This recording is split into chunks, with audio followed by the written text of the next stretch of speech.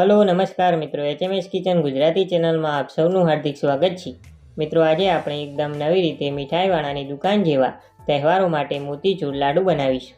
અને મિત્રો આજે આપણે આ મોતીચૂર લાડુ બેસનના ઉપયોગ વગર, કોઈ પણ જાતના સ્પેશિયલ જારાના ઉપયોગ વગર કે પછી બુંદી બનાવવાની કોઈ ઝંઝટ વગર ઘરમાં રહેલી વસ્તુમાંથી એકદમ નવી રીતે મિત્રો આપણે આ મોતીચૂર લાડુ તૈયાર કરીશું। તો મિત્રો તમે આ રીતે આ મોતીચૂર લાડુની રેસીપી પહેલાં કદાચ ક્યારેય નહીં બનાવી હોય તો મિત્રો એક રિક્વેસ્ટ કરીશ કે વિડીયોને એન્ડ સુધી જરૂરથી જોજો। તો મિત્રો મોતીચૂર લાડુને એકદમ પરફેક્ટ બનાવવા માટેની બધી જ નાની નાની ટિપ્સ આજના વિડીયોમાં તમારી સાથે શેર કરી છે।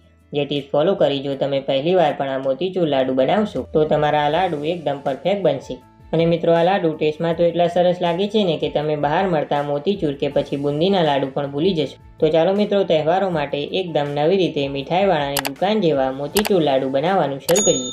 અને જો તમને આ રેસીપી પસંદ આવે તો વિડીયોને એક લાઇક આપી તેને વધુમાં વધુ શેર કરજો। મિત્રો ચેનલ પર નવા હો તો આવી જ બીજી નવી રેસીપી જોવા માટે ચેનલને સબસ્ક્રાઇબ કરો અને બાજુમાં આવેલું બેલ આઇકન પ્રેસ કરી ઓલ નોટિફિકેશન પ્રેસ કરો, જેથી અમારી ચેનલ પર મુકાતી નવી રેસીપીનું નોટિફિકેશન તમને સમયસર મળતું રહે। તો હવે સૌથી પહેલાં તહેવારો માટે એકદમ નવી રીતે મોતીચૂર લાડુ બનાવવા માટે અહીંયા આપણે 1 કપ અને વજનમાં 200 ગ્રામ જેટલી ચણાની દાળ લીધી છે। તો મિત્રો ચણાની દાળ લગભગ દરેકના ઘરમાં અવેલેબલ હોય જ છે। અને મિત્રો તમને એમ થશે કે ચણાની દાળમાંથી મોતીચૂરના લાડુ, પણ મિત્રો આજે આપણે આ લાડુ એવી રીતે બનાવશું કે તમારે બુંદી પાડવાની પણ જરૂર નહીં પડે। અને મિત્રો લાડુ તો એટલા ટેસ્ટી બનશે ને કે બધા માંગીને ખાશે। તો હવે મિત્રો આપણે આ ચણાની દાળમાં આપણી દાળ ડૂબે તેટલું આપણે તેમાં પાણી ઉમેરી આપણે આ રીતે હાથની મદદથી દાળને લગભગ 2 થી 3 વાર ધોઈ લઈએ। અને અહીંયા મિત્રો આપણે આ દાળનું પાણી એકદમ ક્લિયર ના મળે ત્યાં સુધી આપણે તેને ધોવાની છે। તો મિત્રો તમારી દાળ એકદમ સારી રીતે પાણીથી ધોવાઈ જાય પછી મિત્રો આપણે આ દાળ ડૂબે એટલું આપણે તેમાં આ રીતનું હાથથી ટચ કરી શકાય એવું હુંફાળું ગરમ પાણી ઉમેરવાનું છે। અને હવે મિત્રો આપણે તેની ઉપર ઢાંકણ ઢાંકીને આ દાળને લગભગ 4 થી 5 કલાક માટે પલળવા દઈએ। અને અહીંયા જો તમારી પાસે સમય હોય તો મિત્રો દાળને આખી રાત માટે પણ પલાળી શકાય છે। તો અહીંયા આપણે આ દાળને પલળતા 4 થી 5 કલાક જેટલો સમય થઈ ગયો છે। તો હવે આપણે દાળને ચેક કરી લઈએ। તો મિત્રો તમે જોઈ શકો છો કે આપણી દાળ એકદમ સારી રીતે પલળી ગઈ છે અને તે તેની સાઈઝમાં પણ ડબલ થઈ ગઈ છે। અને મિત્રો તમે આ રીતે હાથની મદદથી દાળને તોડો તો તે એકદમ પરફેક્ટલી ટુકડા થઈ જાય છે, મીન્સ કે આપણી દાળ એકદમ સારી રીતે પલળી ગઈ છે। તો હવે મિત્રો આપણે આ દાળમાં રહેલું બધું જ એક્સ્ટ્રા પાણી આપણે કાઢી લેવાનું છે। તો હવે મિત્રો આપણે આગળની પ્રોસેસ જોઈએ તો તેના માટે તમારે એક મિક્સર જાર લેવાનું છે। અને હવે આ મિક્સર જારમાં મિત્રો તમારે અડધા 2 પાર્ટમાં આ દાળને ઉમેરી તેને ક્રશ કરવાની છે। તો અહીંયા તમારે આ દાળને મિક્સરને ચાલુ બંધ કરતા જઈને એટલે કે પલ્સ મોડ ઉપર ફેરવીને તમારે તેને અધકચરી ક્રશ કરવાની છે। અને મિત્રો ખાસ મહત્વની વાત એ કે તમારે આ દાળને ક્રશ કરવામાં પાણીનો ઉપયોગ નથી કરવાનો, પણ જો મિત્રો જરૂર જણાય તો 1 થી 2 ચમચી જેટલું જ પાણી ઉમેરવાનું છે। તો અહીંયા આપણી દાળ એકદમ સારી રીતે ક્રશ થઈ ગઈ છે અને તેની આ રીતની અધકચરી પેસ્ટ બનીને તૈયાર છે। તો મિત્રો તમારે બિલકુલ આ જ રીતની પેસ્ટ તૈયાર કરવાની છે। તો હવે મિત્રો આપણે તેને એક મિક્સિંગ બાઉલની અંદર કાઢી લઈએ।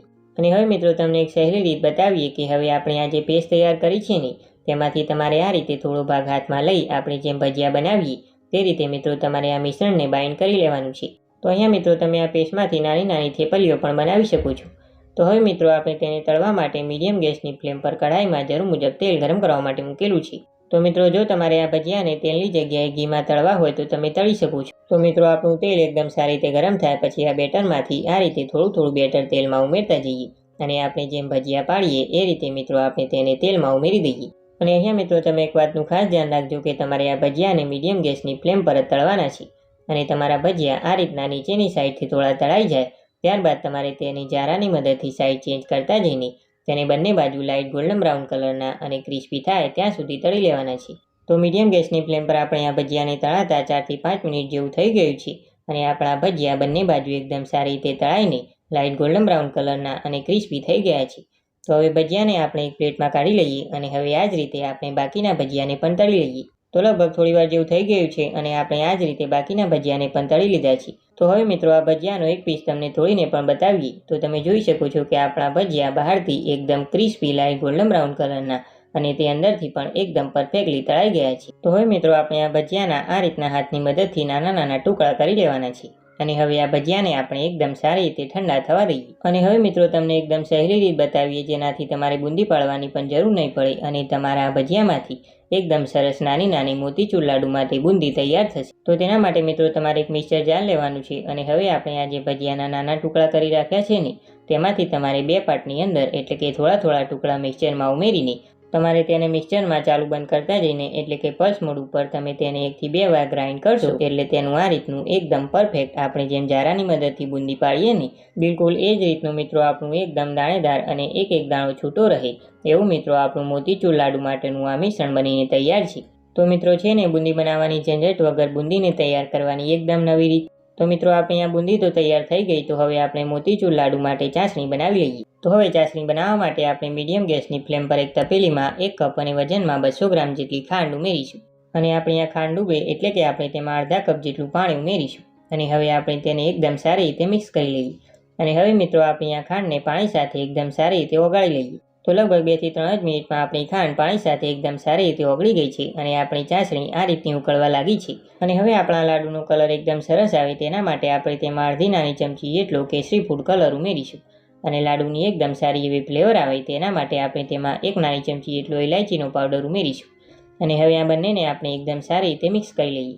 અને મિત્રો ખાસ મહત્વની વાત એ કે તમારે આ ચાસણીને ધીમા ગેસની ફ્લેમ પર જ થવા દેવાની છે અને મિત્રો આપણે આ લાડુ બનાવવા માટે અડધાથી 1 તારની ચાસણી બનાવવાની છે। તો મિત્રો ધીમા ગેસની ફ્લેમ પર આપણે આ ચાસણીને ઉકળતા 4 થી 5 મિનિટ જેવું થઈ ગયું છે, તો હવે આપણે તેને ચેક કરી લઈએ।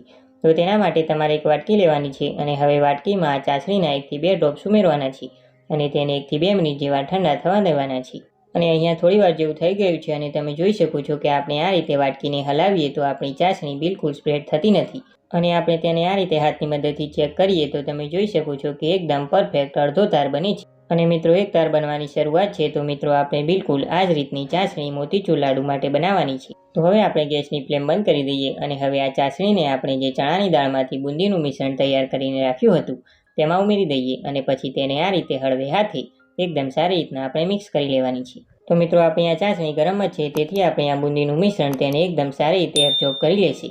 તો મિત્રો તમે જોઈ શકો છો કે બુંદી પાડવાની ઝંઝટ વગર આપણું એકદમ સહેલી રીતે લાડુનું મિશ્રણ તૈયાર થઈ ગયું છે અને હવે આ લાડુના મિશ્રણમાં આપણે થોડા મગજતરીના બી અને થોડી સમારેલી બદામની ફ્લેક્સ ઉમેરી તેને એકદમ સારી રીતે મિત્રો આપણે મિક્સ કરી લઈએ। પણ હજુ મિત્રો આપણું આ મિશ્રણ લાડુ બનાવવા માટે પરફેક્ટ નથી, તો આપણે તેને ઢાંકીને લગભગ 15 થી 20 મિનિટ જેવું રેસ્ટ આપી દઈએ। તો તમે આ મિશ્રણને 15 થી 20 મિનિટ જેવું રેસ્ટ આપશો એટલે મિત્રો જેમ બુંદી ફૂલે ને એ રીતનું આપણું આ મિશ્રણ ચાસણીને એબ્ઝોર્બ કરીને ફૂલી જશે। તો 15 થી 20 મિનિટ પછી મિત્રો આ મિશ્રણને નજીકથી બતાવતા તમે જોઈ શકો છો કે આપણે જેમ મોતીચૂર લાડુ માટે બુંદી બનાવીએ ને બિલકુલ એ જ રીતનું એકદમ પરફેક્ટ દાણેદાર આપણું ટેક્સચર આવી ગયું છે। તો હવે બસ મિત્રો આ રીતે હાથની મદદથી આપણે થોડું મિશ્રણ હાથમાં લઈ તેને એકદમ સારી રીતે આપણે લાડુ જેવો શેપ આપી દઈએ। તો મિત્રો છે ને એકદમ મીઠાઈવાળાની દુકાન જેવા મોતીચૂર લાડુ ઘરે બનાવવાની એકદમ સહેલી રીત। મિત્રો આપણે ના તો કોઈ બેસનની જરૂર પડી કે પછી આપણે કોઈ પણ જાતના સ્પેશિયલ જારાની પણ જરૂર નથી અને મિત્રો તમે જોઈ શકો છો કે આપણા એકદમ પરફેક્ટ મોતીચૂર લાડુ તૈયાર થયા છે। તો હવે આ લાડુની ઉપર આપણે એક મગજતરીનું બી અને એક પિસ્તાની ફ્લેક્સ રાખી આપણે લાડુને સજાવી લઈએ। તો મિત્રો તમે જોઈ શકો છો કે એકદમ પરફેક્ટ જોતા જ ખાવાનું મન થઈ જાય એવા આપણા મોતીચૂર લાડુ તૈયાર થયા છે। તો હવે આ લાડુને આપણે પ્લેટમાં કાઢી લઈએ અને હવે આ જ રીતે આપણે બાકીના લાડુને પણ તૈયાર કરી લઈએ અને મિત્રો આ માપથી આ સાઈઝના લગભગ 15 થી 20 નંગ જેટલા લાડુ તૈયાર થશે અને મિત્રો તમે આ લાડુને એકવાર બનાવી બહાર જ 15 થી 20 દિવસ સુધી સ્ટોર કરી શકો છો। તો અહીંયા મિત્રો આપણા તહેવારો માટે એકદમ નવી રીતે મીઠાઈવાળાની દુકાન જેવા દાણેદાર મોતીચૂર લાડુ બનીને તૈયાર છે અને હવે આ લાડુનો એક પીસ તમને તોડીને પણ બતાવીએ તો તમે જોઈ શકો છો કે એકદમ પરફેક્ટ મીઠાઈવાળાની દુકાન જેવા આપણા મોતીચૂર લાડુ તૈયાર થયા છે। અને જો મિત્રો તમે આ નવી રીતે મોતીચૂર લાડુની રેસીપી ઘરે ના બનાવી હોય તો ચોક્કસથી ટ્રાય કરજો। તમારા ઘરમાં બધાને ખૂબ જ પસંદ આવશે અને તમારા લાડુ એકદમ પરફેક્ટ બનશે। હું આશા રાખું છું કે તમને આજની અમારી આ રેસીપી પસંદ આવી હશે। જો તમને આ રેસીપી પસંદ આવી હોય અને ખરેખર ઉપયોગી લાગી હોય તો મિત્રો વિડીયોને એક લાઇક ચોક્કસથી આપજો। સાથે મિત્રો આ વિડીયોને તમારા ફ્રેન્ડ્સ અને ફેમિલી મેમ્બર્સ સાથે વધુમાં વધુ શેર કરજો અને મિત્રો આવી જ બીજી નવી નવી રેસીપીઓ જોવા માટે HMS કિચન ગુજરાતી ચેનલને સબસ્ક્રાઇબ કરી બાજુમાં આપેલું બેલ આઇકન પ્રેસ કરી ઓલ નોટિફિકેશન પર ક્લિક કરજો। અને મિત્રો તમને આ મોતીચૂર લાડુની રેસીપી કેવી લાગી તે અમને નીચે કમેન્ટ બોક્સમાં જરૂરથી જણાવજો। તો ફરી મળીએ એક નવી રેસીપી સાથે।